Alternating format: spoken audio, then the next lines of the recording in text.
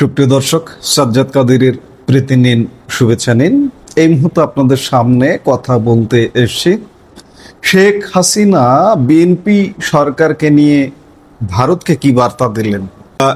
বাংলাদেশের সাবেক প্রধানমন্ত্রী শেখ হাসিনা তিনি ভারতেই অবস্থান করছেন এবং ভারতে অবস্থানকালে বিভিন্ন গণমাধ্যমকে বিভিন্ন সময়ে সাক্ষাৎকার দিচ্ছেন, বিশেষ করে অনলাইনে বা ইমেইলে এই সাক্ষাৎকারগুলো দেন। ঠিক তেমনি এই মুহূর্তে ভারতীয় গণমাধ্যম দ্য ওয়াল, পশ্চিমবঙ্গ ভিত্তিক গণমাধ্যম দ্য ওয়ালে একটি সিরিজ সাক্ষাৎকার প্রকাশিত হচ্ছে।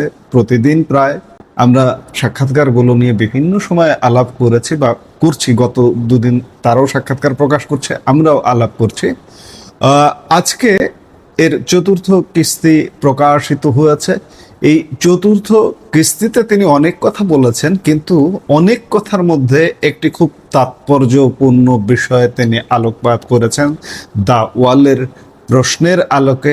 আর সেটি হলো বর্তমান বিএনপি সরকার সম্পর্কে ভারত সরকারকে এক প্রকার সতর্ক বার্তা দিয়েছেন এবং এই সতর্ক বার্তাটি দিল্লির সাউথ ব্লককে, নিঃসন্দেহে দিল্লির সাউথ ব্লক অবশ্যই ওয়াকিবহাল যে তারেক রহমান সরকার গত 3 মাসে বা 100 দিন পেরিয়ে গেছে এই সরকারের কি অ্যাক্ট করছে, সাউথ ব্লক অবশ্যই ওয়াকিবহাল।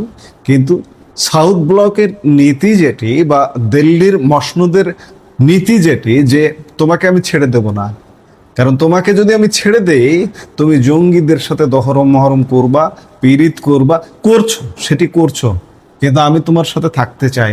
আমি তোমার ভেতরে থেকেই বুঝতে চাই, দেখতে চাই যে জঙ্গিদের সাথে তুমি কতটা খাতির করছো এবং সেই অনুযায়ী আমি ব্যবস্থা নেব। এই জন্যই ভারত সরকার যথেষ্ট আগ্রহী এই সরকারের সাথে সম্পর্ক উন্নয়নে।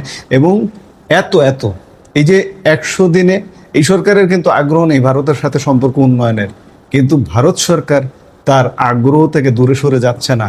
কেন যাচ্ছে না? এটিই কারণ, তুমি জঙ্গিবাদী কর্মকাণ্ড করবা, আমি সেটা দেখতে চাই।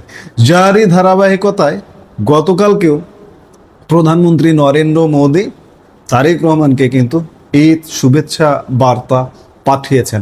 আর এরই মধ্যে দ্য ওয়ালে প্রধানমন্ত্রী শেখ হাসিনা, বাংলাদেশের সাবেক প্রধানমন্ত্রী শেখ হাসিনা স্পষ্ট করে ভারতকে বেশ খানিকটা সতর্ক করে দিয়েছেন। বাংলাদেশে সরকার বদল হলেও আসলে অনেক ক্ষেত্রেই ইউনূস সরকারেরই ধারাবাহিকতা বজায় রয়েছে। বিশেষ করে ভারত বিরোধী মনোভাব বা অবস্থানের যে পুরনো অভিযোগ, সেটি আজও অমূলক নয় বলে মনে করেন আওয়ামী লীগ সভানেত্রী। তিনি বারবার মনে করিয়ে দিচ্ছেন 2001 থেকে 6 আমলের বিএনপি শাসনের ইতিহাস। তার মতে বিএনপির রাজনৈতিক ডিএনএতে ভারত বিরোধী যে অবস্থান ছিল তা আজও বদলায়নি। অন্যদিকে আমি আগেই বললাম, ভারতের প্রধানমন্ত্রী নরেন্দ্র মোদীর পদক্ষেপটি বেশ গুরুত্বপূর্ণ। ঈদুল আজহা উপলক্ষে তারেক রহমানকে শুভেচ্ছা বার্তা পাঠানো এটি কেবলই সৌজন্যমূলক?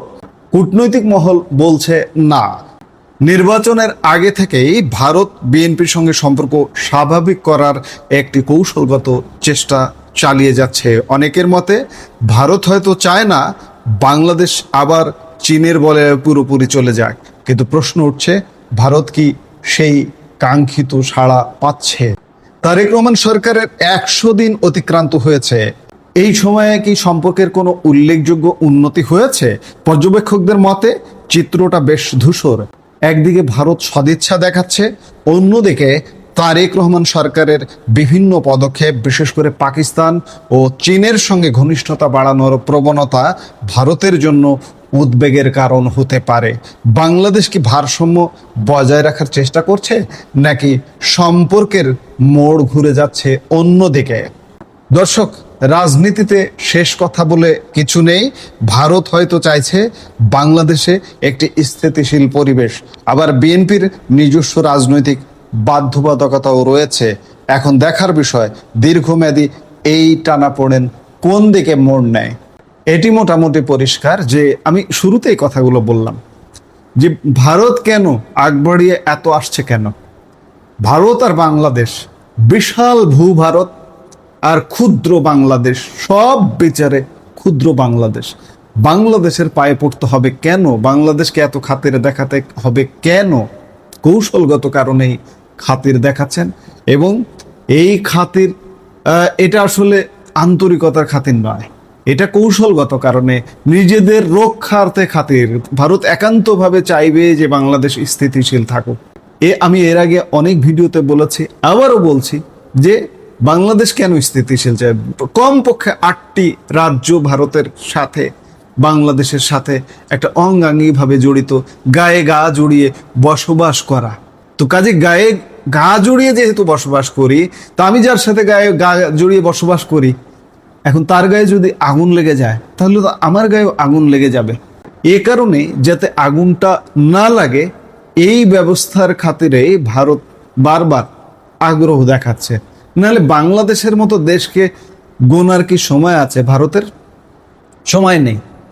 যাই হোক, বাংলাদেশের সাবেক প্রধানমন্ত্রী শেখ হাসিনা ভারত সরকারকে, দিল্লির সাউথ ব্লককে, প্রধানমন্ত্রী নরেন্দ্র মোদীকে সতর্ক করে দিয়েছেন যে এদেরকে বিশ্বাস করা যায় না, এবং এদেরকে যে বিশ্বাস করা যায় না, নির্বাচনের আগ থেকে যতই দহরম মহরম করুক না কেন, গত 100 দিনের সরকারের কার্যক্রমে ভারতের সাথে সম্পর্ক উন্নয়নের কিন্তু কোনো লক্ষণ নেই। এই লক্ষণ যখন নেই, তখন বাংলাদেশের সাবেক প্রধানমন্ত্রী, আওয়ামী লীগ প্রধান শেখ হাসিনা ভারতকে আরেকবার সতর্ক বার্তা দিয়ে দিলেন যে আপনারা যতই একে কাছে টানুন না কেন, একে কাছে টানলেও কিংবা একে যদি আপনি পকেটে রাখেন, এ হচ্ছে সাপ, আপনার পকেটে ঢুকে আপনাকে কাল সাপের মতো কামড় দেবে। এই বার্তাটা দিয়েছেন শেখ হাসিনা। এখন দেখার বিষয় যে সামনের দিনগুলোতে সম্পর্কটা কি হয়। সম্পর্ক ভালো হবে না, আমি এটা বারবার গ্যারান্টি দিয়ে বলছি। সম্পর্ক ভালো হওয়ার কোনো লক্ষণ নেই, কিন্তু সম্পর্ক ভালো না হলে বাংলাদেশে কিন্তু অনেক ঘটনা ঘটে। অতীতে এই যে বাংলাদেশে, এগুলো এখন ফ্র্যাঙ্কলি বলতে হয়, বাংলাদেশের সরকার পতনের পেছনে, সরকার পরিবর্তনের পেছনে 55 বছরের ইতিহাসে ভারতের বিশাল একটা ভূমিকা থাকে। যে ভূমিটা স্বাধীন করে দেবার পেছনে ভূমিকা আছে, সেই ভূমিটা কিভাবে চলবে তার পেছনেও ভূমিকা থাকে। আমি গতকালকের একটা ভিডিওতেও বলেছিলাম যে বিএনপি সরকারের সাথে ভারতের সম্পর্কটা ভালো হোক, ভালো হলে আমাদের লাভ।